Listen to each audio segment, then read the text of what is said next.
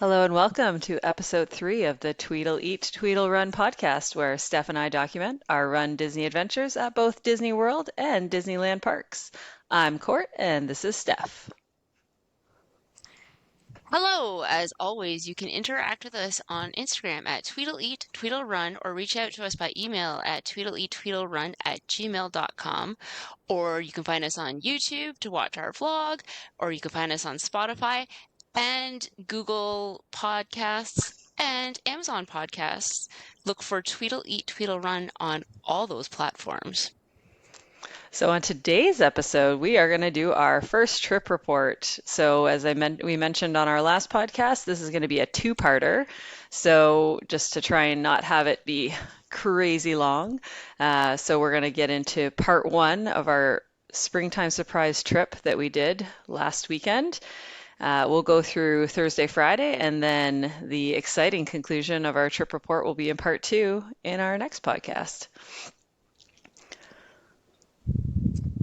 All right, so I guess to start it off, it's been a week since we took off and on our adventure, bright and early. The first of many very early mornings in my book. I Yes. learned through this experience, getting up at 3 a.m. is 5 days in a row is probably not the best for me, Yeah, I, but I was somehow thinking I that too. survived. I was thinking that maybe next time we don't do such an early morning flight out and then maybe have like a late night flight on the way back so that you don't have so many early mornings all in a row.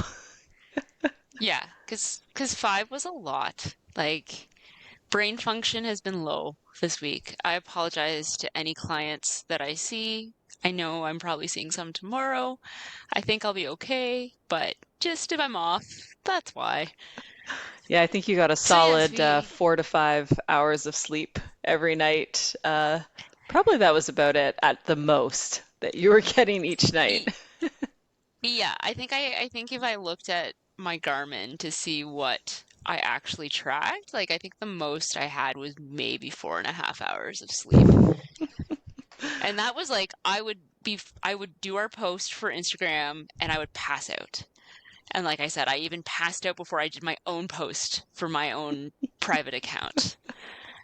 And then it didn't work, and then I was sad. And then you're So, sad. yeah, Yeah, so why don't we get then into I it? was We'll get sad. into the trip report. So we'll talk through our first couple of days, and then, like I said, then we'll have a part two for our next episode. So first day, so Thursday, April 18th is when we flew out. So we had originally we were supposed to be on a 6:15 flight, but they bumped us an hour. So our flight actually left at 7:15 and well, actually didn't leave at 7:15 because it was also delayed because Air Canada. Shout out Air Canada if you want to sponsor us and give us some free flights for our upcoming flights, our upcoming We've got a trips whole bunch coming up.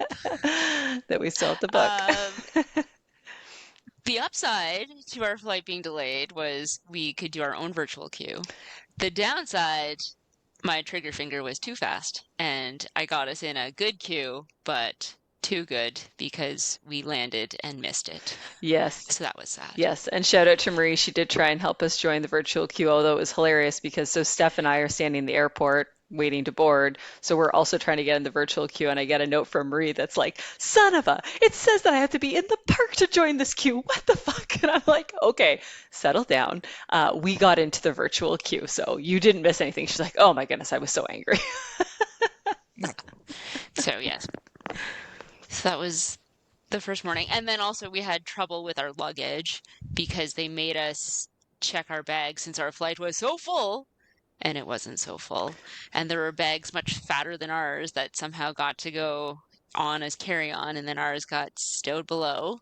Um, and then getting there when we landed in Orlando, uh, they were not there waiting for us, and nor did they come out anywhere near to being right away. It's like something was clogged, and Yeah, it they took a were while. actually having some issue. Like all of a sudden, the baggage claim area conveyor belt actually stopped and nothing was coming out. And then Steph got a text saying, your luggage is now coming out at oversized luggage. So she went over there to see if that's where it was. And in the meantime, they got it fixed. And I messaged, I said, no, no, no, I think your bag is over here now. And so I'm not sure why you got that text. And anyway, so we got our luggage finally. I think I made a note that we got our baggage by about 10:30, or no, we got to the luggage area at 10:30, but we weren't in the Uber till 11:07. So I mean, it took a solid Yeah, 30 minutes to like get our luggage. And then you had ordered the Uber, and even that took like another 10 it took minutes. a Yeah. while. It was annoying because it said 1 minute away, 2 minutes away, and then it's like they sat on the highway for like 8 minutes, and it was just like, but you said 2 minutes away before. So, anyways, we're clearly just very impatient because in the grand scheme of things, we did not actually wait that long, and we were scanned and like we got in the Uber. The Uber was fine. We got to the hotel. Of course, our room wasn't ready, so we just dropped our bags and immediately walked over to Epcot and we scanned into Epcot. You have at 11:39, I think I saw. 11:49 we scanned Oh, into Epcot. Yeah. 11:49. So I mean Yeah. realistically, like I think our flight was scheduled to land just after 10. So yeah, considering our flight was slightly delayed, we then had to get our checked bags that we didn't intend to check. Uber was longer than we expected. Anyway, so it was still we still made great time, but as Steph mentioned, she got us boarding group 22 and I think it got Yeah. called at something like Like 9:30. 10:30. Yeah. We Yeah, like I think it was we had until I think 10:30 to get it. So there was no way. Yeah, and so we didn't end up even trying to go, partially because I don't think we really had time anyways, because the thing with the virtual queue, which is different from the individual Lightning lane, is the virtual queue is basically, hey, you can come wait in line at this time, but you could still wait in line for, up to an hour.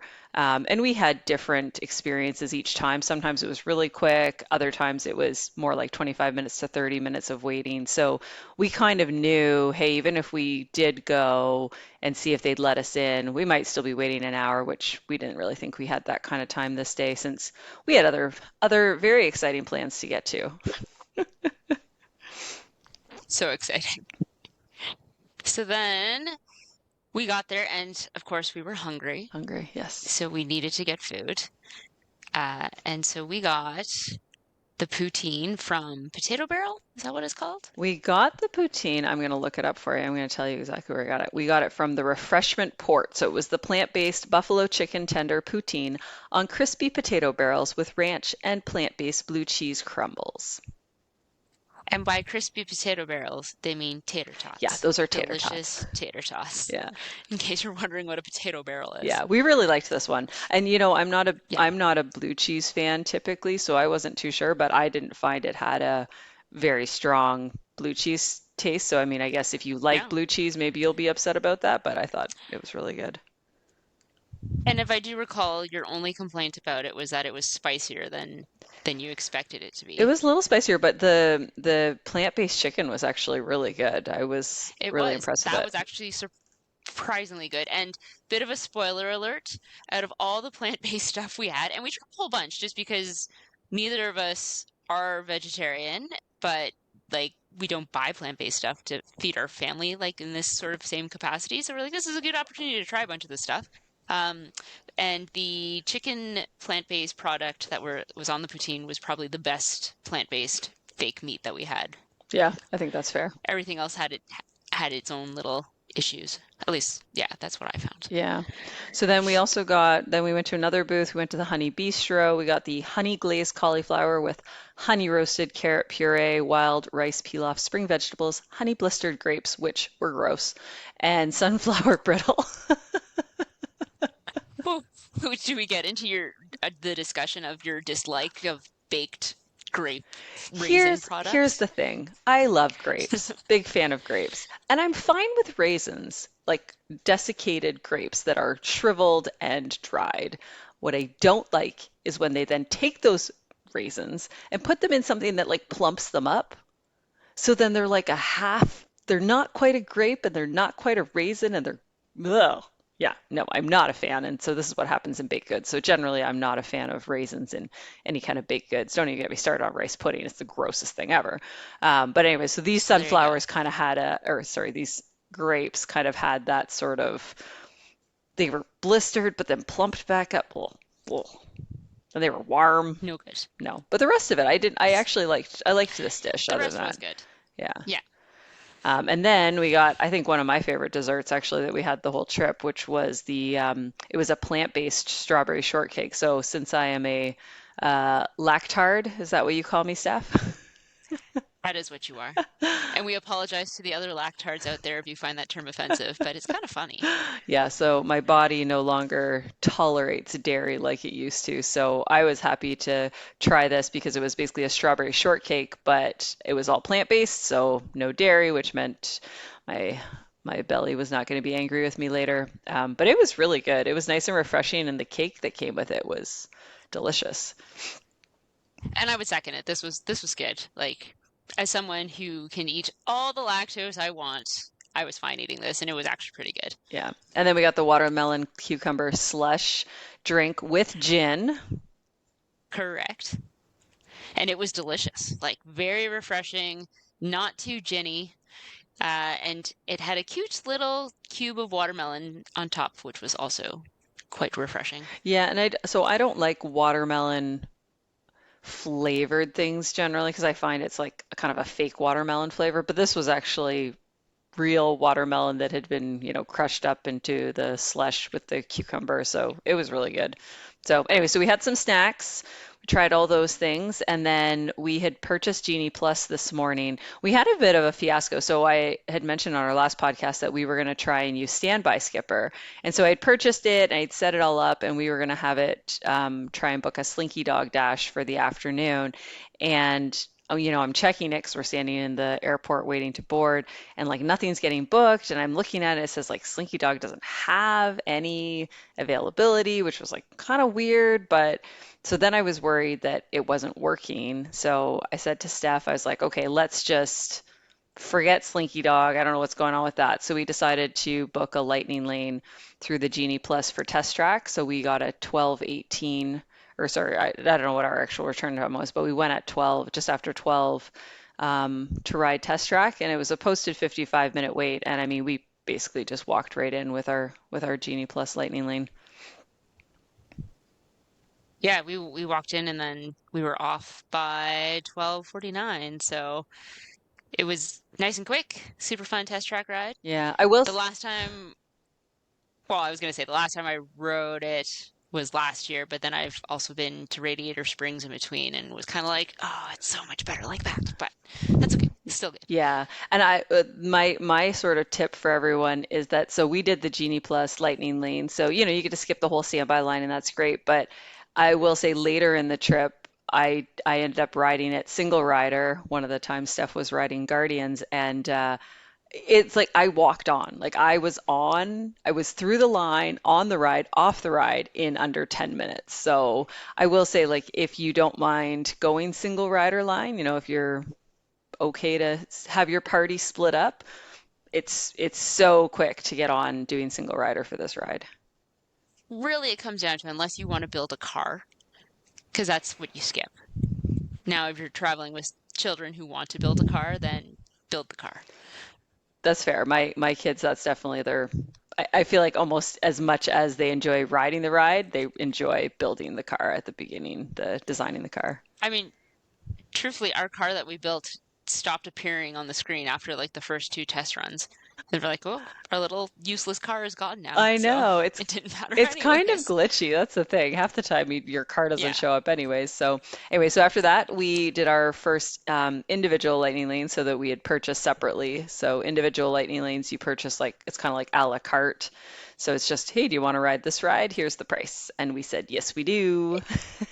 It's, do you want to ride this ride and skip the giant line? Yes. Yeah. You have to add that in. Yeah. Like, because really, anytime we did an individual lightning lane, I don't think we waited longer than 15 minutes. No, no, definitely. And even that was yeah, like it's pretty much a walk on. So we rode Yeah, Guardians and we kept track of our songs. So this time we got One Way or Another by Blondie, and I really thought that was a good song for that ride. it's a great song. Yeah, it was a Yeah, good time. it's I've had it a few times and it's a good one. Yeah. And then we had booked another Genie Plus for Soarin'. So we walked over there after Guardians. So we got on Soarin' at 127. It was a posted 25-minute wait, which really isn't actually too bad for Soarin'. And we pretty much, again, just walked right onto it. It's a bit of a longer ride, and you have to go, like they line you up in the queue and then you go on it. So, it took just over half an hour probably to wait in line and get on the ride and get off the ride. And then more food, Steph. More food, because that's what you do in Epcot. So we went to Farmer's Feast and Brunchcott. We did a divide and conquer. I got in line at Brunchcott and Court got in line at Farmer's Feast. So at Brunchcott, I got us the avocado toast and the Impossible sausage and white gravy biscuits.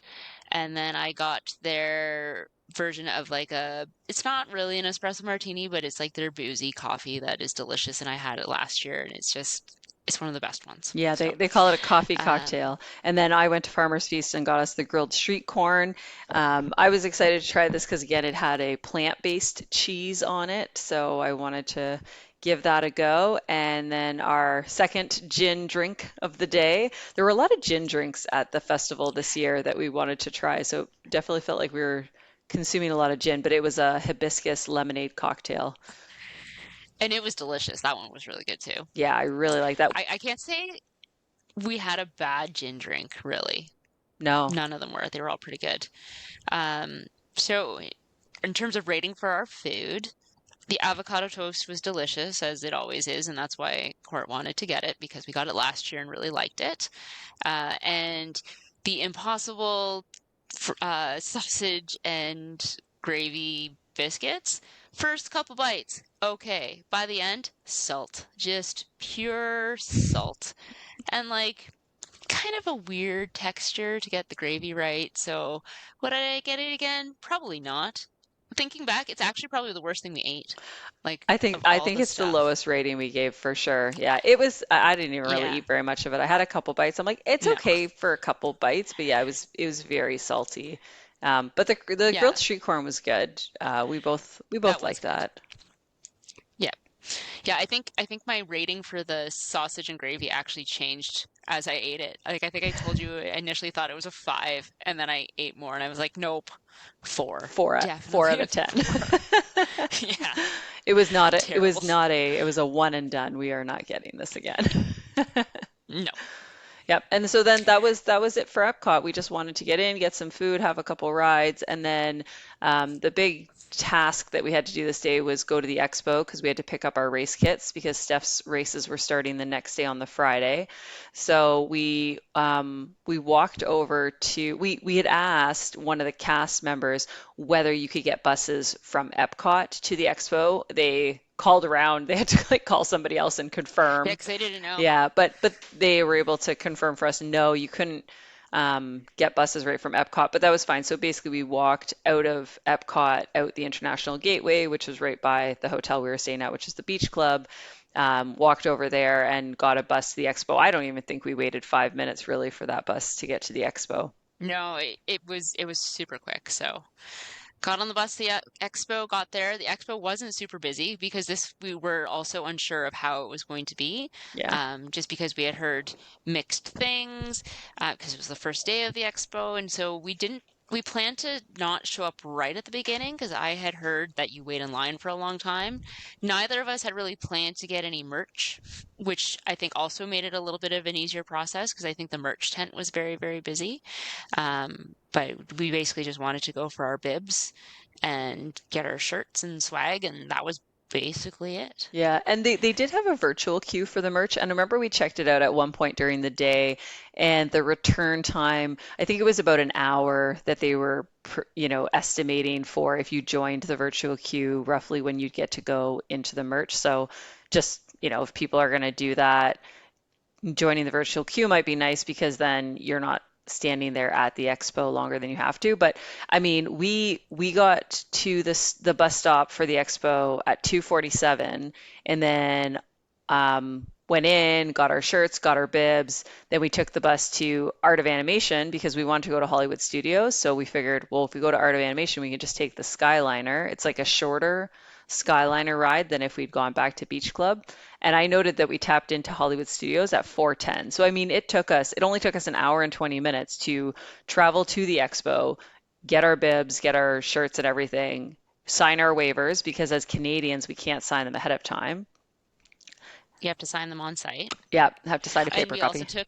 took pictures with our bibs in front of all the signage. Yeah, yep. So that took a little bit of time. And then yeah, and then took the bus and then the Skyliner over to Hollywood Studios, and that all took only just an hour and 20 minutes. So I was pretty impressed with how quick that whole process was.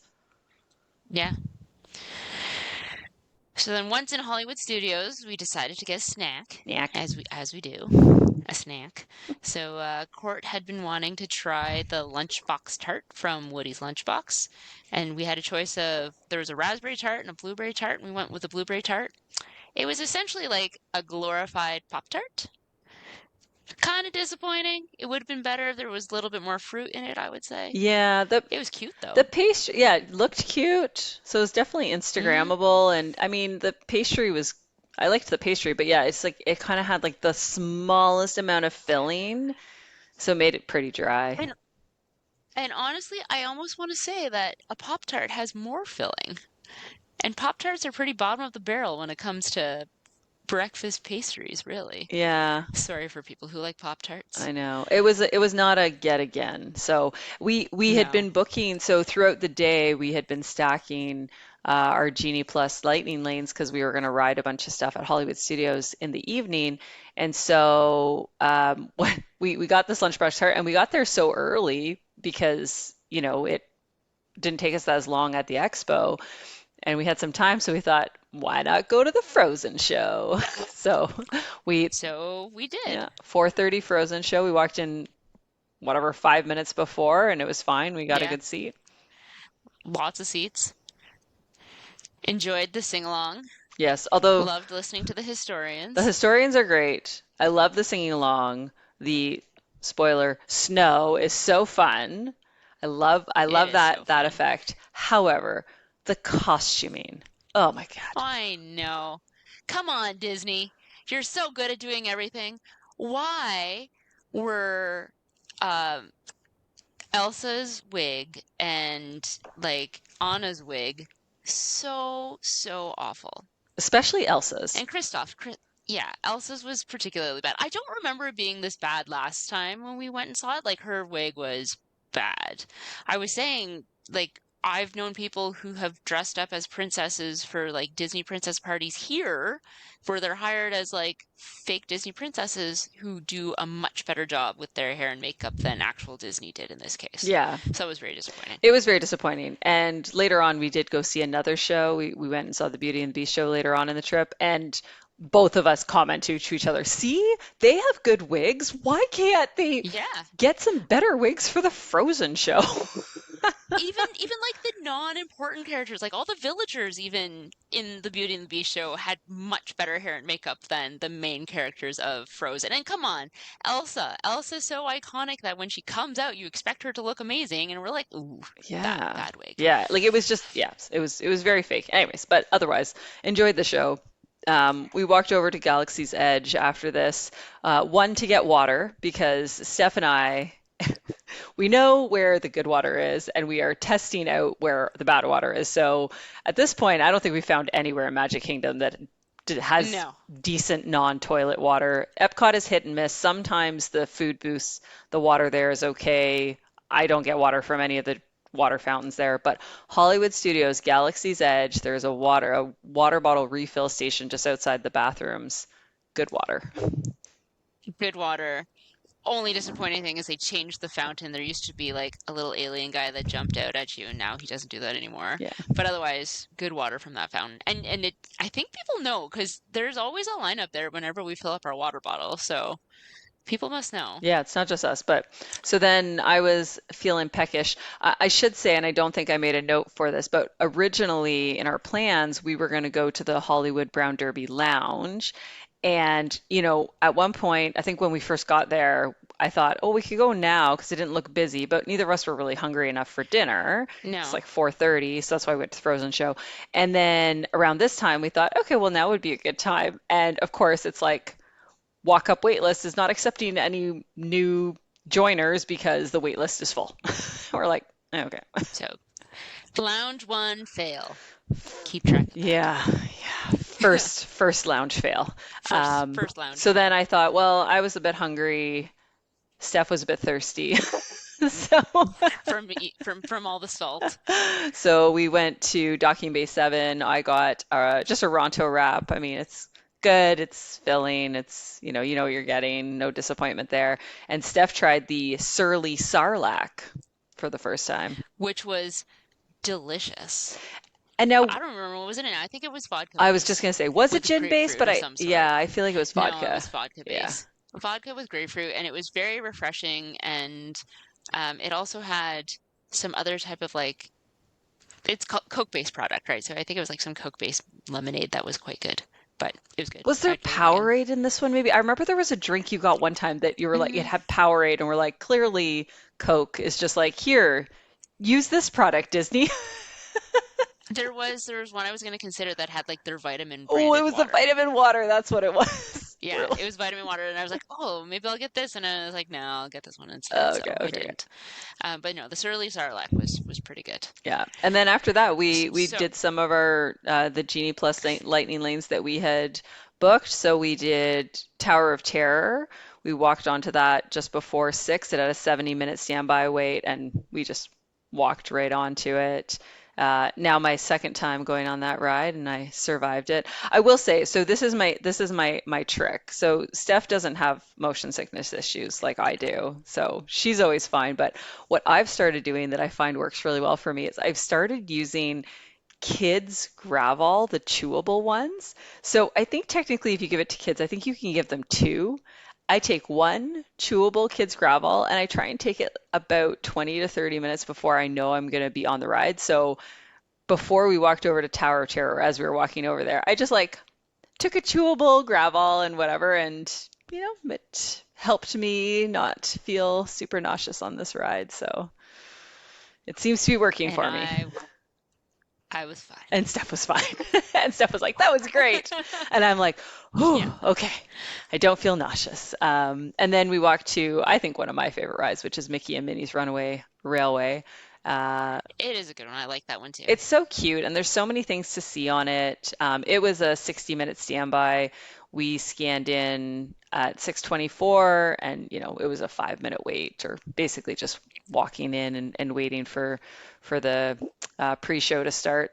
And then from there, we went to Toy Story Mania. Again, we had a Genie Plus Lightning Lane. It was a 60-minute standby, and we walked right in. And I, most importantly, Steph, who won on Toy Story Mania? Court won.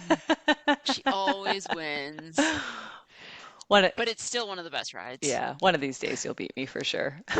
I will. I was close, man. I caught up. There was like that one section where I just could not get anything, and I looked over and I was like, "Sir, score is so high." But it's a great ride. Yeah, Like I really. probably one of the best shooting rides Oh around. yeah, yeah, it's so fun, and it's like because it's a shooting one, it's like it's different every time, so you can definitely Yeah. redo it and get a different experience every time. So like I said, we weren't able to book Slinky Dog. I think Slinky Dog Dash was basically down most of the day, and then at one point it looked like it was back up, but by then, like we weren't able to get a Genie Plus Night Lane, and we've done it. We've done it a few times. I it's cute. I like it. I think you too, you like it too, Steph, but we weren't like, Yeah. I'm not willing to wait over an hour for it. And no, I wasn't in dire straits to ride it when there were so many other things that we could do. So, Yeah. So then we checked on the app because we had wanted to do Rise and we debated purchasing an individual Lightning Lane for it, but it really didn't seem like the parks were that busy when we were there. There's something to note on this Thursday. The parks really felt pretty empty. they felt pretty quiet. especially relative to the rest of the trip as the week went. Yeah, definitely. It definitely ramped up in terms of number of people that we saw. Like walking around Epcot, we were walking around the World Showcase, going to some of the food booths, and it just felt like there was no one really there. So we decided to chance it. And so at just before or just after 7, we got into the Rise of the Resistance standby line. So it was a posted 45-minute wait, but we decided to chance it, and it actually only took us 24 minutes for that ride. Yep. And we actually got to walk through the regular queue, which rarely happens. So you see a whole bunch of other stuff, which is kind of fun. Yeah. And you know what? It's one of those rides that, I mean, it's about a 20-minute experience once you get into it. So, I mean, to wait 24 minutes for it feels totally reasonable. I mean, that's a ride I think I would wait an hour for just because the experience itself is so long, as opposed to some rides where, like Tron is a good example, where it's a super fun ride, but it's 2 minutes long. So, you know, to wait over an hour for that would feel very anticlimactic. Totally. So then from there, we decided to kind of head back. So we shopped as we left the park, really just wandered through just to kind of get an idea of what was out there. We were tasked to find certain items for our children. So it's like now the hunt. You start to get an idea of what to get them. And we took the boat back this time from Hollywood Studios. So in our adventures of getting around the parks that day, we actually just in general that day, because since we flew in, it was a true planes, trains, and automobile kind of day Yeah, we for decided all of our forms of transportation. the only thing we didn't check off that day was monorail because we took an airplane, we took a Uber, bus, Skyliner, did all the things. Boat. Boat. But we did technically, so we didn't take the Disney monorail, but we took the monorail at the airport. There was a That's monorail true. there. We did decide that So that counted.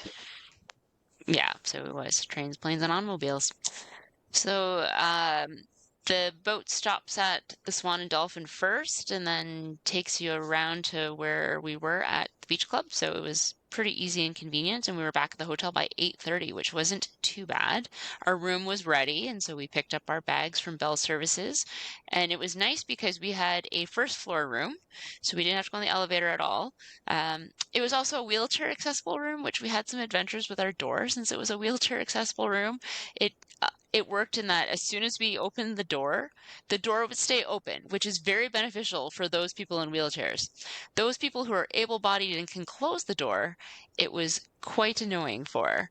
Um, Essentially just trying to close the door in a timely manner. Like it was ridiculous because anytime you go to reef on the door to actually close it, it would just stay open longer. So in the mornings when I would abandon Courtney sleeping at 3:30 in the morning by herself, I stood at the door just to make sure it would close and that she would not be stolen in the middle of the night. Oh, And sorry, and I appreciated that mhm. stuff. Thank you. Yeah. So from there, we went over to the quick service like marketplace just to see if there were any snacks or anything. And we talked about doing a grocery order, and we didn't end up doing the grocery order, and we figured we'd pick stuff up, and we didn't even end up doing that. We just figured out where we could fill up our water bottles and stuff like that, and that was fine. And the Um, water at the quick service at the beach club was good water. So yeah, we made use of that quite a bit, kind of every morning. And every day, actually, we ended up doing a midday break where we went back to the hotel. And so we could fill up our water in the morning at the quick service, with some ice. So it was nice and cold. And then we'd go back midday and fill it up as well. So yeah, in the past, we've always purchased bottled water just because a lot of the water in the park is really gross. But that worked out well and saved us a bit of money on bottled water. yeah. So then from there, we decided to go check out the Cruise Cup, which was like the lounge in the yacht club. And we did not know how to get there, even though we both looked at a map and we were like, okay, well, we don't really know. So we ended up walking up to the buffet in the beach club. And one of the crew members actually walked us right over to the cruise lounge and gave us like a little tour explaining how the beach club and the yacht club are connected, and she was very lovely. Yeah, she gave us a whole little tour. So, yep. So then we went to the Crew Cup Lounge. Steph, I seem to recall you got an espresso martini, which I sure I was did. like, how are you gonna go to Well, sleep? And you're like, yeah, yeah, it that's fine. yeah, it was actually a cold brew martini, Oh, right, right. and it was delicious. It was probably the best coffee drink I had, and I had a bunch because I was like bound and determined to do like my own espresso martini tour. And this cold brew martini was quite good. I gave it, I think, my highest drink rating, which was a 9 out of 10. You We did. got the prime rib sliders, which is what everybody goes to the crew cup for, and they were good. They were on like these delicious little I think they were like onion buns. in Onion bread? yeah, in-house made onion buns with like shaved prime rib and like an au jus sauce to dip in a horseradish cream, and which is like a side of like house chips. But yeah, they were delicious. Yeah, no, and And it was the then perfect size because we just split it and it just came with like two like, slider size burgers with some chips. It was the perfect little snack for us. And then I had gotten this drink and I don't even remember the name of it, and it turned out it had wine. It was like a cocktail, but it had wine in it, and I'm not a big wine drinker, and it was okay. Like I didn't mind it. It kind of had like a sangria kind of feel to it. And anyways, the bartender comes over and says like, "Oh, how's your drink?" And me being the, oh, it's totally fine. Oh, it's great. Oh, I love it. Whatever. Because, whatever. I'm not going to sit there and complain. And then he starts talking to us and saying, oh, yeah, yeah, that's my creation. I came up with I that cocktail. invented it, I and told it's just like, I told Steph okay. afterwards, I was like, yeah, I really didn't like it. And I was really Yeah, glad I didn't say I had anything. no clue. No clue until the next day she told me, she's like, oh, by the way, that drink I got last night, it was No, terrible. I And I didn't. was like, what? You totally sold it as if you liked it. So that was okay. You didn't make the guy feel I bad know. about it. I was glad that that's just my personality to be like, oh, no, no, everything's great. Like I'm Yeah. even if I like it or not. So then Court didn't let me get another drink because they offered me one, and I was like, oh, I would do another cocktail here. She made me go to bed so I didn't turn into a pumpkin. So we were back to the room and in bed probably around 10, Yeah, bed by 10. which And was decent. yeah, and so then Friday, April 19th was the first race day for Steph. So I slept. Although Steph did wake me up this morning, I think because I wasn't so exhausted. Like by the Yeah. third morning of early wake ups, I don't even think I really heard you get up. But yeah, so No. Steph got up early and I slept. Well, and I've traveled enough with Court to know to try to keep the light low since Court's hard of hearing, if those of you who don't know. So sound doesn't bother her. I could be very loud and that is fine. But if I have like the slightest bit of light available, like she was around the corner from our bathroom, so I didn't turn on the bathroom light until I was around the corner and could like flick it on, and like that was enough to wake her up. But I was up and trying to be quiet and whatever by just after 3, and I got myself dressed as Tinkerbell and got everything ready to go, and I was out of our hotel by 3:30. I was pleasantly surprised to find in the lobby they had a coffee station ready because the last time we did a run, I ended up spending I think like $5 on a coffee at the venue versus here I was like, oh sweet, I can just like get a quick little half cup of coffee, and I was on the bus and ready to go.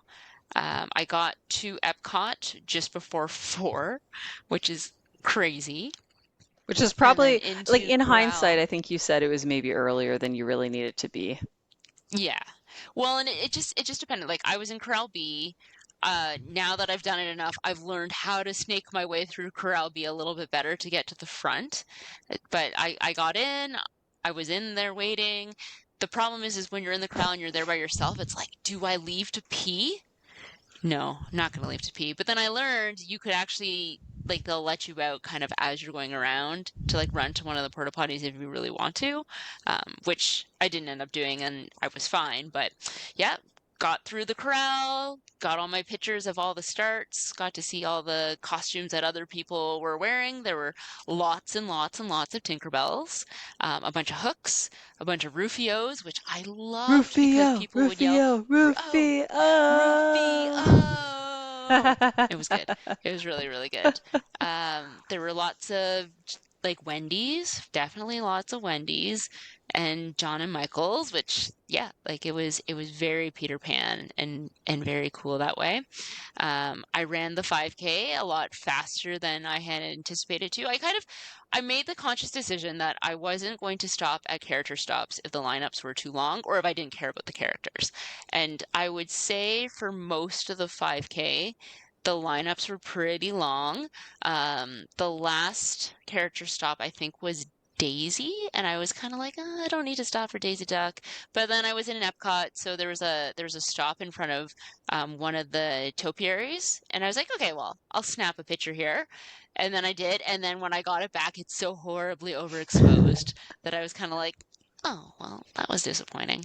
But I crossed in 27 minutes, which was pretty good, and I was happy because then I could get in line to actually get pictures taken with Peter and Wendy and not have to wait for them to get back from their break. So I was like, yes, I got this in just in time and was in like that first group, so that was great.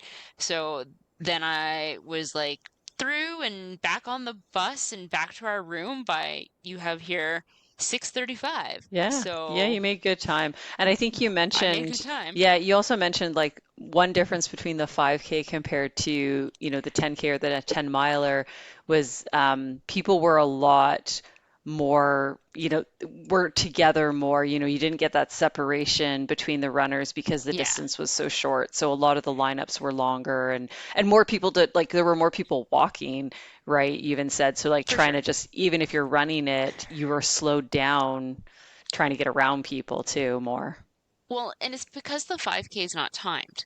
So you could walk the whole thing. Like there were little kids, like probably kids even smaller than my kids doing the 5K. At one point, I saw like a mom and dad holding hands with like a little guy in between the two of them that I'm like, ooh, that kid is small and they're going to walk 5K. And even, I guess I should mention too, towards the end of my race, like I had my Run Disney bracelets that I was planning to like hand out to people and I hadn't yet. And towards probably like the last 750 meters of the race, oh, actually, I got a picture taken with Captain Hook. And it's after I got my picture taken with Captain Hook that I saw a mom with a little guy who was probably a little bit older than Elliot, my oldest. So I was like, okay, I'll get him a bracelet. So like they took off before me. So then I had to go chase them down. And like I handed the mom the bracelet and she kind of looked at me like, whoa, what are you like handing me? And I'm like, no, this is for your son. It's just a friendship bracelet. And she was like, oh, okay. And like she took it and then like I went.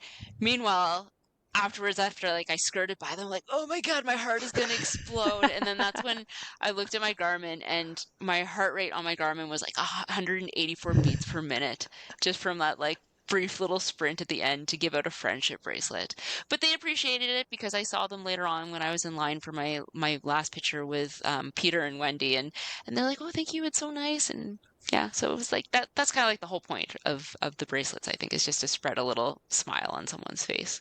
Yeah, no, I love So that. yeah. And I think that that's, there's definitely a different feel to the 5K race compared to say the 10 miler, like just in terms of the people who are running it, like you said, aren't necessarily even running it. They're maybe just going to walk it, and it's to get the whole experience. And so I know we saw a lot of people through the parks because Steph would wear her medals, or when we did the 10K, we both had our medals, and they'd say, "Oh my goodness, I always think about doing that, but I don't know, I don't think I can." And we kept saying like you don't have to be a runner. It's not really that type of race. Now you can be. I mean, there's definitely the hardcore For runners sure. who are, going Yeah. to do it in a really fast pace, but there's also just the people who are just there for the enjoyment and the pageantry and the community and just want to be part of this, you know. Experience. Yeah. Like it's a fun experience. Now to be fair also, there were a lot of people who thought that when I was walking around the park with my medal around my neck after the 5K that I had ran the marathon, and they'd be like, "Congratulations on the marathon!" And I'd be like,5K No, people. no, It it was was a it was 5K, 5K. 5K." It was a big difference between the 5K and the marathon.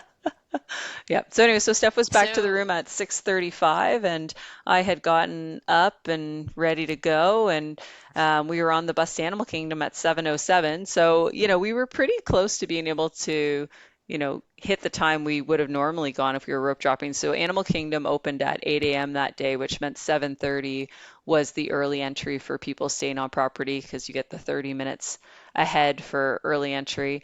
So we actually got to the park by 7:20, which now, if you were going to do an actual rope drop, just for everyone listening, this was late. Like if we were doing our normal thing, we probably would have been at the park at, 6:45 type of thing is when we would have aimed to get we there. would have been right at the tap Yeah. styles, ready to go. Yeah. So, but I will say, so we got to the park at 7:20 and we joined the group heading to Flight of Passage. And we actually caught up to, they were holding everyone who had already tapped in, they were holding them on the bridge going into the Avatar land. And, there was probably what, like, 150 people ahead of us, but it wasn't terrible. I mean, we could see the front of the line, and so we joined them right about 7:30, and then they from there started walking us, and they queue you up into the Flight of Passage queue, and the line was always moving, and we were into the pre-show just after 8 o'clock. So by the time we passed under where it said what the posted wait time was, it said it was a 50-minute wait, but I mean, we really just waited 30 minutes, which for Flight of Passage is really not bad. And we didn't really stop. We really did walk the whole time. Yeah. So Yeah. And so then after that, we so went from to Navi River Journey. I should say we also did purchase Genie Plus for this day, but we decided to not use it in Animal Kingdom because we were there so early. The standby waits aren't too bad. So we wanted to book some things for later in the day to ride some rides. So we did Navi River Journey. It was a posted 30-minute wait when we went over there, but we only waited 21. And then we walked over to Expedition Everest. It was a posted 25-minute wait. We were gonna try the standby line, but I don't know. It's hard because we don't do a lot of standby waits. So I was saying to Steph, I'm like, I don't really have a good sense of like, well, if the line is out to here, that's what does really, this yeah, mean? exactly. And so it kind of looked long.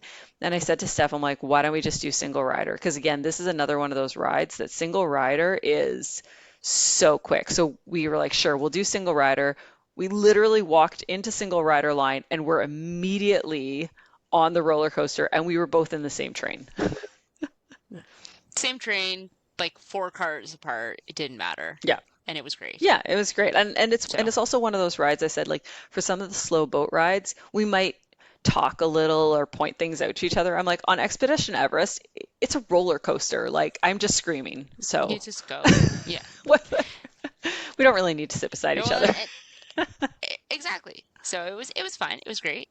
Um, and then from there we decided to go get breakfast snacks. Mhm. I guess breakfast snacks. Tamu Tamu Mhm. got their colossal cinnamon bun, which we've had before, and it's the best way to eat Mickey.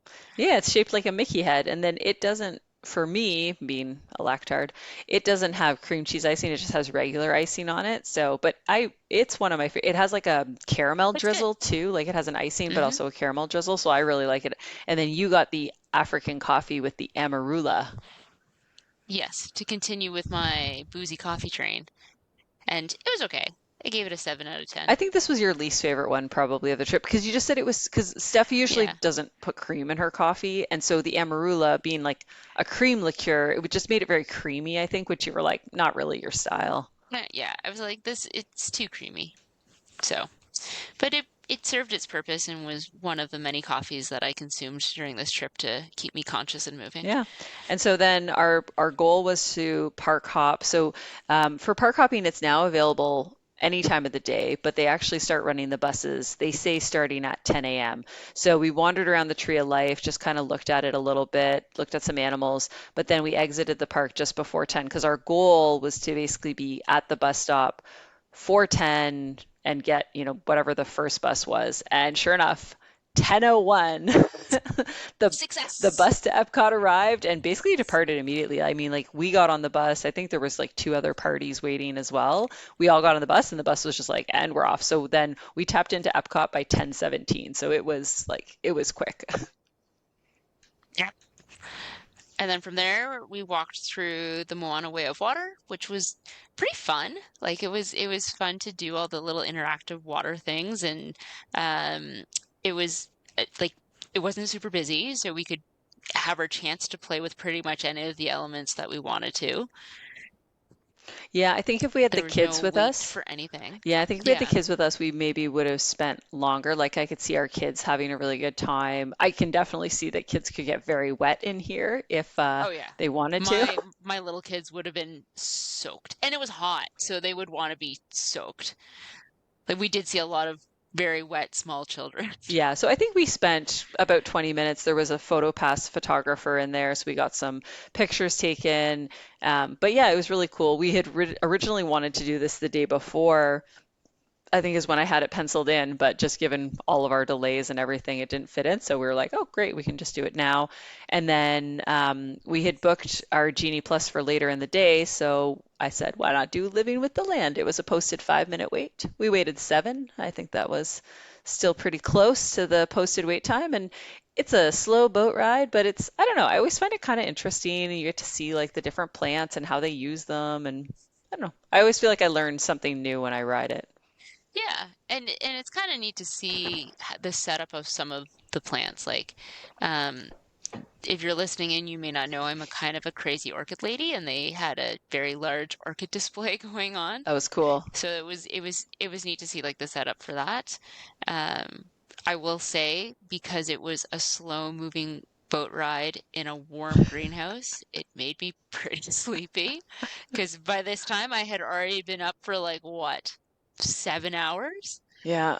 So yeah, it was one of those like, okay, if I'm on this ride for much longer, I'm gonna have a nap on this ride. And anyone who knows me knows that I'm not lying about that either. I would have hardcore passed out on a Disney ride. Yes, you would have. So, but you didn't, and we got off, and Nope, then we we got got and we off. got a snack because that's what we do. Another snack. Yeah, we went to the land cart and got the acai parfait. It was okay. I think we were both a bit disappointed because Yeah. it's supposed to be like a yogurt parfait, but the yogurt was it was cold, so it wasn't like it had been like, warmed or anything by the sun, but it was very liquidy, almost more like a smoothie texture, and I think it would have been Yeah, better like if it we was could have thicker. drank it. Yeah, Yeah. yeah. So, Like I kind of had pictured in my head kind of like an acai like smoothie bowl, and it yeah. was definitely not like that. So that was kind of disappointing. Yeah, so that one I would say was, yeah, a bit of a miss. And then we had booked an individual Lightning Lane for Guardians because of course we did, because Steph's goal is to ride it as many times as possible. And Correct. this time we got a song I'd never had, which was September, and I think, putting it out there, best song. It was good. It was very good. I love that song. So it just made it so fun. And we did find as we went through, depending on the song you got, it definitely gave it a different experience. So, if you get one song, I don't know, it can make it feel faster or like more dancey or a little bit slower. So, It's kind of like the same way a good soundtrack makes a good party or not. Same idea. It's a good ride, and then the song just makes it that much better yeah, or that much that was worse. that But was definitely my favorite one. So anyways, we rode that yeah, 11:15. Then we went to the Trowel and Trellis food booth. We got the Impossible Farmhouse meatball. This was like a meatball and like a little pita thing. It was again vegan. It was good, but it was also very salty. We found we very didn't rate salty. this very, Yeah, like the first bite was good, and then after that it was like too much salt.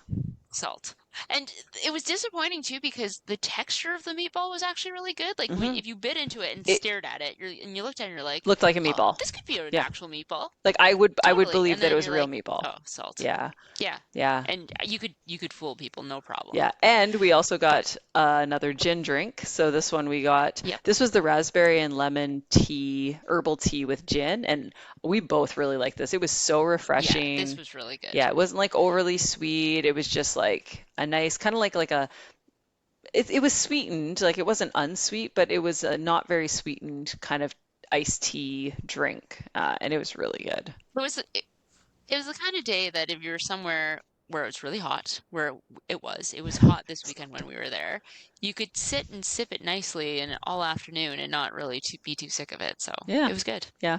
And then we walked to Frozen. So this was the first Genie Plus Lightning Lane that we had booked in the morning. So we tapped in around noon for Frozen. It was a posted 65-minute wait, and we waited 10 minutes, so not too bad. And again, it's one of those rides that I don't think I would wait, 65 minutes for, but I do like it. No, I like singing along with the it's Let It super Go cute. and all the other Yeah, songs. And then we got another snack. So we walked to the refreshment outpost. This is where we got it was a mango Dole Whip parfait. So it had mango Dole Whip and then it had fruit and it had like a kind of spicy yeah, sauce on like it. a chili sauce on it, like a chili powder thing. This was really good. Yeah, really good, really refreshing. The fruit was good in it. I Yeah, liked the mango and even that like little bit of spice. I don't know, it just kind of gave it something different. yeah, and it was pretty. It was fun to look at. Definitely would get it again. Yeah, and this day again it did not feel busy. Like every time we got food, because there's this sort of running joke that people will have that when you go to Epcot, you have to eat on top of trash cans because there's like nowhere to sit, there's no tables anywhere. Every single time we got food, both the Thursday and the Friday, we always were able to find somewhere to like stand or sit, like a table, and in the shade. Like we Yeah. always found something in the shade, which is like even if you find a table, it's like the odds that it's going to be in the shade are like, okay, we'll take what you can Are get. super Yeah. low. And we have also been in that position where we have eaten on top of a trash Yeah. We're can. not So above we've it. we've seen both We will sides of do no. it. We will still We will do do it. it if we have to. But we managed to eat in the shade. Yeah. And I think we actually managed to sit a bunch of the times in the Yeah, yeah. shade, When we which when we is s- even more rare. stopped at Refreshment Outpost, we were sitting in the shade. Yeah. So then we continued walking. We went to the Japan booth, which was the Hanami booth. We liked it all. I mean, we got the ramen cup, which was basically like cold ramen noodles, but it had chicken and veggies and like a sauce, and you kind of like shook it up, and it was really Yeah, tasty. I would definitely get that again. for sure. And we got what was the strawberry I lemonade? got the strawberry lemonade, and then The you strawberry lemonade. And got, then I got the pineapple nori sake, yeah, which Court was like, I am not touching that. But it was delicious. It was like refreshing, not like super boozy like sake can be sometimes. And the best part about it, I got ID'd. yes, she did. And then also learned here you go. Here's a tip for international travelers to Florida, which I've been to Florida a ton of times and no one has ever explained it to me like this. But apparently, if you are from out of state or out of the US, if you present to them just your license, which is what we had, they're also supposed to check your passport, which I don't carry my passport around with me. We then learned later on you can have a picture of your passport on your phone, which I do. So I use that at some points, but yeah, I got ID'd and they asked for my passport. And I'm like, no, I don't have my passport with me right now. Yeah. Yeah, that was surprising that yeah, they wanted the passport copy, Yeah. but anyways, but yeah, so if you are going to drink and you look 12 like Steph, then you should definitely have at least a picture of your passport, which she did, so it was fine. Yeah. The only thing I Yes. would mention about the drinks at the Japan booth was they were very good, but they were small. So like the amount that you got for the price wasn't as good as some of the other booths. No, but they were delicious. Mhm. And then I went to the Illa Fresca because they had a tres leche cake that was plant-based. So it had coconut, almond, and oat were the three milks. So obviously I wanted to try that, and it was really good. Like I think even you were surprised with how good it was, Steph. Yeah. It was very creamy. It was a good cake. I don't love cake, and this was good cake. Yeah, yeah, it was all good. So we did all that. It is now 1 p.m. That's right, people. It's still only 1 p.m. And so, because we were staying at the beach club and we had kind of made our way around the World Showcase, we were at the International Gateway. And so, it's a quick, easy walk back to the beach club. So, we decided to go back there. We went to the pool. We did the water slide 2 times because Steph's video didn't work the first time. So, I'm like, all right, we're No, going again. here we go again. But that was nice. It was nice to like, because it was really hot. Like our whole trip, there was no rain. The last day we were there, it was like a little bit more overcast, but all the other days it was 33 Celsius and sunny every day. So, by this point we're a little sweaty, we're a little hot, and so went for a dip in the pool. Steph decided to stay and nap by the pool. I went back to the room to nap. I can't remember if I actually fell asleep this day, but I don't think you did. I think I actually like dozed a little bit and then you got back and you're like, my brain was too busy thinking of all the stuff that oh, we're yes, supposed yes, to do. yes. I was like, oh, Yeah. what we could do tomorrow is this and this and this. I couldn't shut my brain off. No. So, but it was nice to have the break and, just cool down and relax a little bit and kind of like shower off in the pool. Yeah. So from there, we then went to Magic Kingdom. It was 3 o'clock. I had been awake for 12 hours at this point.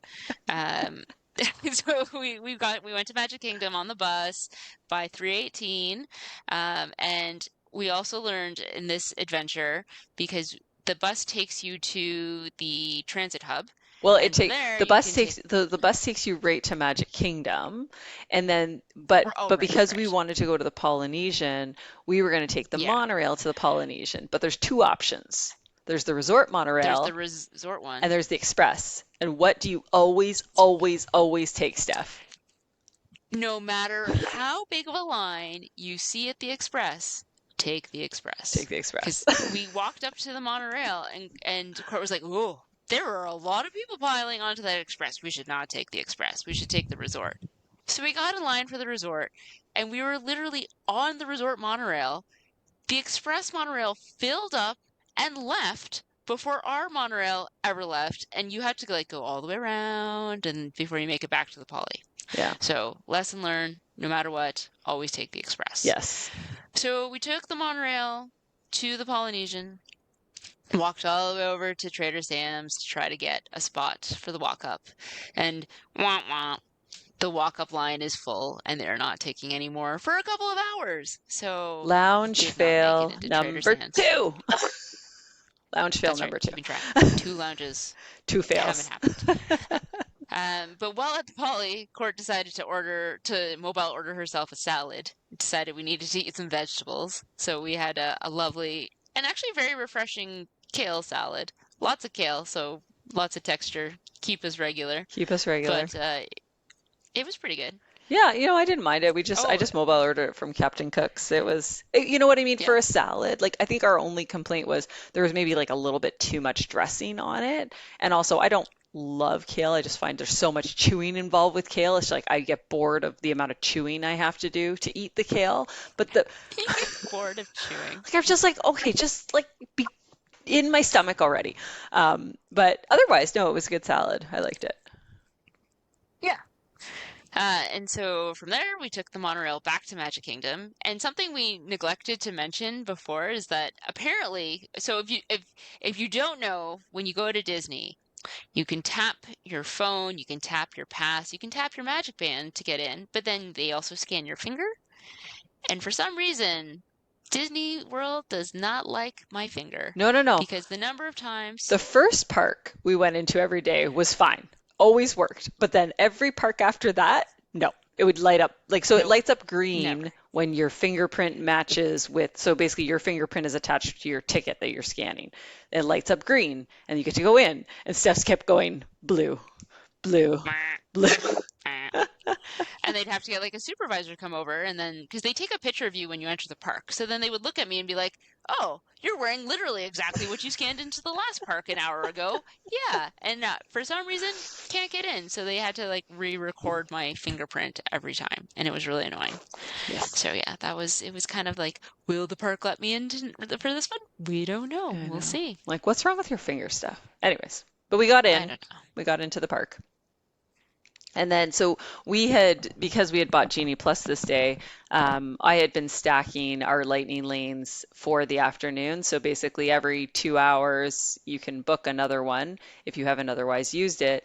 And so I was just stacking them into the evening so that we could kind of do one after the other. So 4:26, we used our Genie Plus to scan into Peter Pan. It was a posted 65-minute wait. We waited 11 minutes.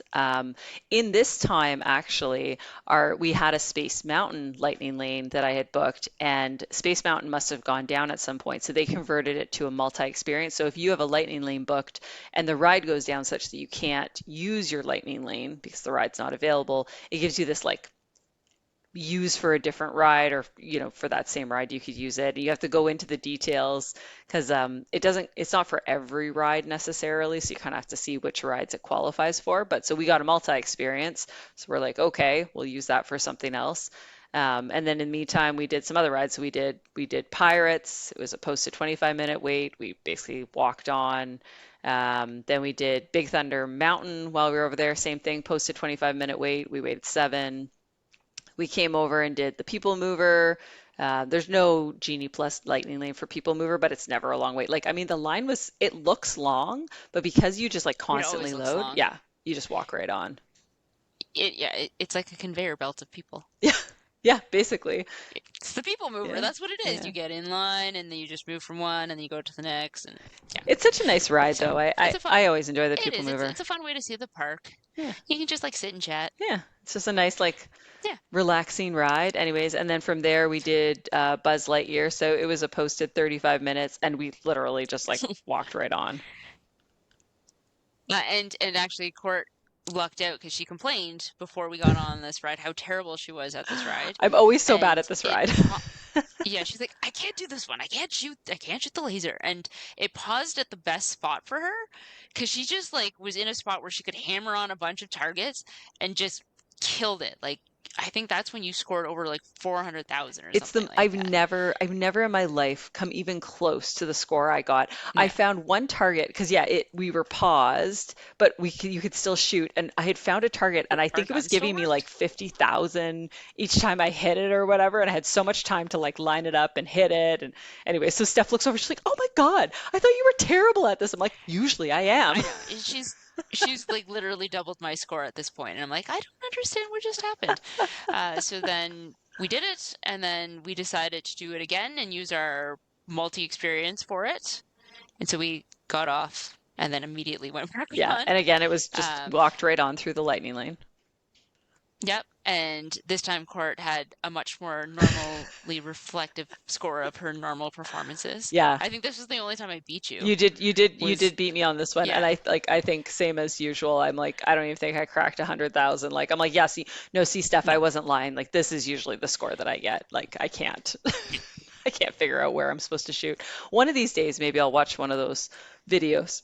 There's videos, lots of videos on how where which they tell you targets to which targets hit, to because hit. those are ones that Yeah. get you lots of points. I don't know. Maybe someday I'll care enough to do that. So, anyway, so we did To get that the to sticker. get the sticker. If you get 999,999 as their score, because you can't get a million, because that like it doesn't, there's only No. 6 digits. But if you get basically the highest you can get, you get a sticker that says you're a galactic hero. So maybe one of these trips that will be my goal. Maybe. Your goal will be to run all the races. My goal, galactic hero.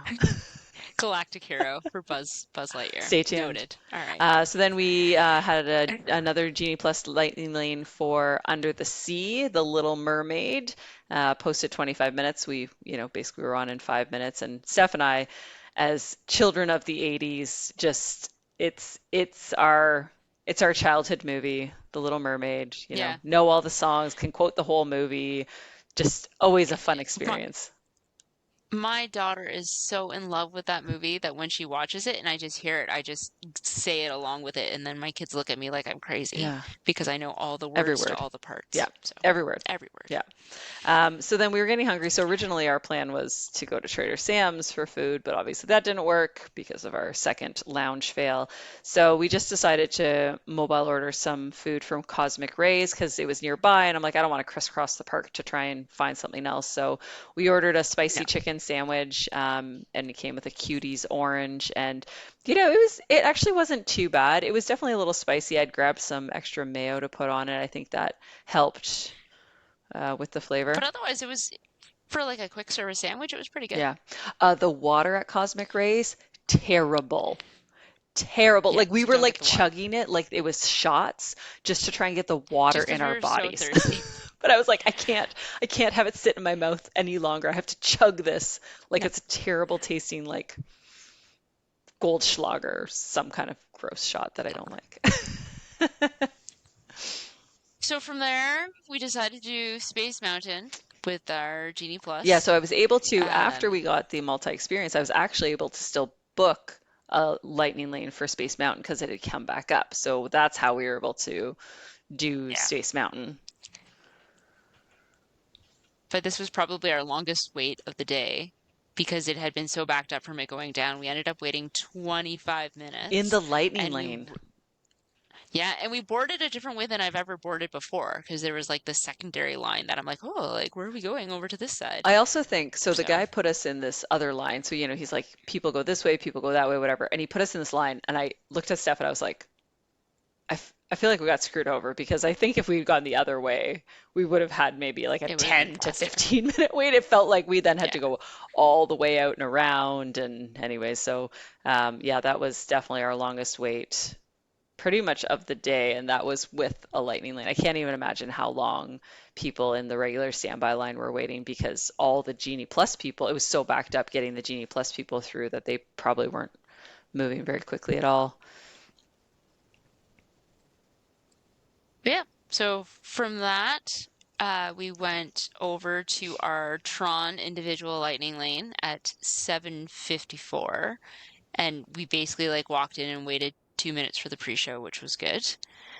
And then after the pre-show, you kind of like go through and you're like waiting in line and you can kind of see like how they're boarding on the two sides. And it took a little bit longer than we anticipated because if you've never ridden Tron before or known the setup, they're kind of set up like motorcycles and you have to be of a certain size to fit in it. And there were a group of people that kind of delayed things a little bit because one of their friends didn't quite fit and they wanted to all ride the train together. So then everybody had to like get off, go off to the side, and then there's a separate cart where people of different size can fit in a little bit better. So their friend loaded into that, and then everybody loaded onto the same train to get them going again. But it's a fast ride, right? Like it's what 2.5 minutes. Yeah. So really, even waiting for that to go through isn't that bad. But it's a super fun ride, super fast. Before I had ridden Guardians of the Galaxy, the like the last time we were there, and it was the first time I had ridden Tron, I was like, "This is the best ride ever!" And the whole time, Court's like, "I think you're gonna like Guardians better." I'm like, "I don't know. I think this is really good." No, I think you're gonna like Guardians better. She was very right, That's apparently, right. because I rode Tron once this time, No, we did do it twice and because we did. did we do it? Yeah, Oh, we yeah, did do it yeah. We twice. did end up doing it Yeah, twice, we but did do it twice because we got the virtual queue but it for it. wasn't. It But was like I want to do it, but I don't need to reschedule my whole day around making sure that I can do this ride. Which, versus I may have done that. yeah, I may have paid a lot of money yeah. to ride Guardians Yeah. of the Galaxy several Later in the times. trip, there's definitely some rejigging of our original plans to fit in more Guardians. So the only thing I think that was stressful about this was because Space Mountain took us so much longer than we expected. We were later to the Tron individual Lightning Lane, and then we had the post fireworks dessert party this night, and we could check in as early as 7:45. The fireworks were at 8:45. So we basically got off of Tron and like booked it over to the fireworks dessert party. We went over, so we were walking past, sort of just past where the laugh floor is, and you can either go straight across the bridge that kind of takes you towards the castle, or if you turn to your left, you can walk along this pathway that takes you into the Tomorrowland Terrace, which is where the dessert party is. And so we went to turn that way, and this guy says, "Oh, sorry, you can't go this way because there's a private event." And I was like, really? So I said to him, I said, oh, well, where do we go to check in for the dessert party? And he said, oh, are you going to the dessert party? Yeah, you can go this way. So I was like, why wouldn't he Yes, so the private say? event was our private event. Yeah, it was just weird. Like he said private event, but anyways, that was just a bit strange. So anyways, just heads up if you're going to the dessert party and they or say something, you just say, "Oh, well, I am going to the dessert party. Is this the right way?" And so it was. So we got Yeah. checked in at 8:25 and it was totally fine. Like we got checked in at Yep. 8:25. They took us to the hub grass. We went towards the back of the hub grass. I find that's the I've gone before where I've gone near the front and everyone like piles towards the front of like the area that's roped off for the party. And then we stayed near the back and we had a great view because everyone like moved up close. And so then we just had like such a unobstructed view of the castle. Yeah. And we had lots of So space. much And I mean, the space. castle's big and the fireworks go up into the air. So you don't have to be like right there Hmm. at the edge of the railing. So, no, it was good. It was a nice way to see it and just be like in it and not be in crowds of people around you. So that was good. Yeah, that's what I always like about it is that there's not, it always gives me so much anxiety when like I'm trying to watch a fireworks show and you stake out your spot and you have your spot and then like 10 minutes before you have those people who are going to show up and they're just going to crowd into your spot or they're going to like stand right in front of you and you're like I got here so early to have this space. And so I think, it's not inexpensive. I mean, it's about $100 a person, but there's for me occasionally, maybe not every trip, but definitely every once in a while because I love the fireworks show so much. It's like I'm willing to be like, I'm going to get a good spot and I'm not going to have people elbowing me and I'm not going to have to like fight my way or, try and make sure nobody's taking my space. And anyways, so and yeah, it was just really nice way to watch it. And then we just waited. So they came around and said, anyone doing the post dessert party, just wait around in the hub grass for like 5, 10 minutes and then we'll walk you over. And so luckily, as it turned out, right where we were camped out was the meeting spot. So we didn't even have to really move, or we were Yeah. basically like right in the front of the lineup that they then walked us over to the dessert party. And then we were able to enjoy the desserts. Yeah, and there were a good array of desserts. They had a cookie decorating station with lots of cookies to decorate with icing and other toppings. And then they also had a whole array of like little mini desserts of various things. So there was like a chocolate pudding, a cookies and cream cheesecake thing, these little like tubey push pop stuff that kind of reminded me of like the Flintstone ice pop things, except it was cake. So it was like a little skinny tube of like cake and cream. There was a bunch of little tarts. They're a really good like chocolate pudding tart thing, and chocolate covered strawberries plus other fruit. The only sort of salty, savory dessert item that they had was they had like a plate of assorted cheeses and just some like bruschetta, not bruschetta, but sort of like French bread crisps. And that was it. So if you wanted any sort of salt, that was not the case of what you wanted. And plus, then they had beer and wine selections and a whole bunch of juices and ciders, which Court and I, not being wine people, we didn't really go for the wine. And I didn't really feel like drinking beer before running Well, and like with that late at dessert night too, like and the next day. Yeah, beer doesn't go with chocolate yeah. Anyways, in most now, cases. and if you were following along to what Steph said, you may have picked up that basically every single dessert had dairy in it. And so when we had Yes, checked, and lots of it. yeah, and but it's Disney, and so I was like, I know that they are going to accommodate an allergy. And so as much as I can eat dairy if I want, it just makes me feel crappy. And I thought, I don't want to do that the night before I'm getting up at 3 a.m. to run a 10K. So when we checked in, they said, do you have any allergies? And I said, oh yeah, I'm lactose intolerant. And they said, okay, no problem.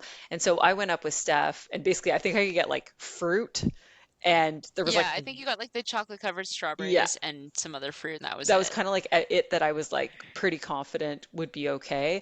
But anyway, so I get back to the table and like someone came over to the table and said, "Okay, so I've noted you have an allergy. I can get them to prepare a special plate for you." And I was like, "Oh, okay, great." So then I sat there, just kind of ate my fruit while Steph tried the desserts. And yeah, sure enough, they came out with this plate full. Like it was more desserts than I It definitely was a needed. huge I think plate. it had like four little cupcakes. It had two different loaves. It had a bunch of cookies Couple and cookies, yeah. sorbet. Oh, that sorbet Like was I good. would say the sorbet was good. I almost feel like though, like What you got was their standard.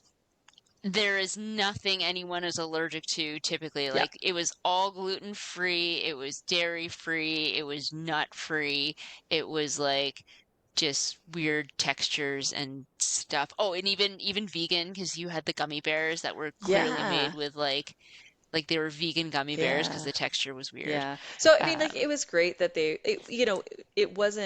it wasn't necessarily the best tasting desserts that I've had. And I think the problem for me is it's not because it's not actually like a full-on allergy. It's like I can still tolerate some things. Like I can eat butter no problem. So if I were to bake my own cookies, I would absolutely put butter in them because they're going to taste better, right? But I appreciated that, I didn't feel like I couldn't enjoy anything.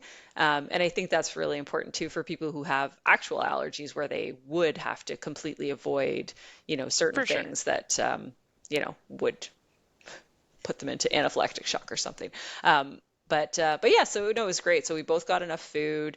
We weren't there too long. I had said to Steph, I was like, I don't want to be up like crazy late just since we're getting up early again the next day. So we left the dessert party at 9:35. We walked to our bus and we had really good bus luck because we got on the bus and it pretty much took off. So we were back to the beach club just after 10 and pretty much headed to bed. And that was the end of our second day. That was the end of day two. But if you were keeping track of the scores, that was a day of more than 15 rides, a whole bunch of food, and I clocked in 43,000 steps. Yeah, I don't think you had a So, single day where you were under 40,000 steps. no, the 3 days that I ran races, my average step count was like 45,000 steps. And I couldn't figure out why I hurt so badly everywhere by day three until I realized, oh, wait a minute. I did an additional 25 plus steps more than what I would normally do on a day when I would run. Because if for those who don't know, like I pretty much run every day, so I wasn't afraid of running the distances on a daily basis that we ran in Disney. It was more combining daily runs with also doing Disney the way we do Disney, which is to cover as much as we possibly can in a very short period of time. Yeah, I think you did say by day 3, when we do the marathon weekend, which is in January, you were like, Yeah. we may need to take it a bit easier that weekend. Yeah, because otherwise I'm not going to be able to move. I'm going to finish the half and then be like, I have to run a marathon tomorrow. I don't know. No. And to be fair, like I my only plan and goal for doing the marathon whole dopey experience is I want to run the entire thing without having to walk it. That is it. And I want to finish it. I want to finish and I want to run. That's all. Good, good goals. Even if it's a sad slow run. Yeah, I want it's to still run. gonna be a completion. Yeah. So anyway, Yeah. so those are our first 2 days. We've got some big days still coming up to talk through, which we're going to do in the second part of this episode. So we've got our 10K plus 4 parks in one epic day. So we're going to talk through that, how that went, see if, oh, we didn't even mention Steph, and this is something I was going to say at the beginning of this episode. So something that our listeners don't yet know was that 2.5 weeks before this race, I No, that's went right. and played Ultimate and partially tore my calf muscle and went to see Steph and because I was like I can't really walk Steph. I don't know what I've done and I went to see her because Steph is a physio and she's my physio. And the worst part about this is that the night she did it, she literally texts me and she's like, "Oh, I think I hurt myself. I was jumping up for a disc and I think I just have a really bad calf cramp. Like, what should I do?" Meanwhile, like with everything that she's described to me without having seen her or watched her walk or touched her, I'm like, she tore her calf. Dum Dum tore her calf. Like, I'm like, okay, yeah, like try these things. And then I said to her, I have space tomorrow in my schedule. So if it's still bothering you, please come in and see me. So sure enough, the next morning I get a text from her, oh my gosh, I can't walk. What do I I do? I'm literally like, couldn't come see walk. me today. Like, I mean, you Yeah. saw me. It was And like it basically like oh, it didn't. The weird thing is that it wasn't painful.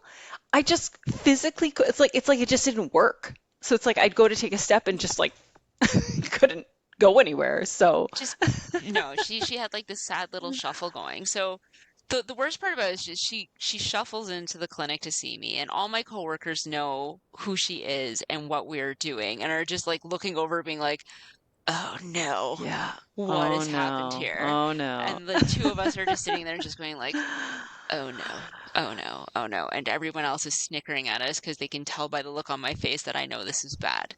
So I basically did what I could, made her wear a calf sleeve, and we decided the calf sleeve was going to be her new best It was friend. my new best So, friend. Sorry, Marie. But but yeah, so stay tuned to see how that went. I said to Steph, I said even if I just have to walk the whole thing, if I can, because they give you, so the 10K is timed, unlike the 5K, and so you have 2 hours and 45 minutes to complete it. So I said, you know what, like worst case, I'm sure that I could get to the point of being able to at least walk a 10K in 2 hours. So stay yeah. tuned. We'll give you the update on how that all went. And then we'll have the conclusion of Steph's races. So then Steph did her 10 miler on Sunday, and we'll talk about how that went and whether she completed it all. So lots more to come in our next episode. Otherwise, I think, Steph, that will about wrap it up for us tonight. So So I guess tweedle tweedle out. out.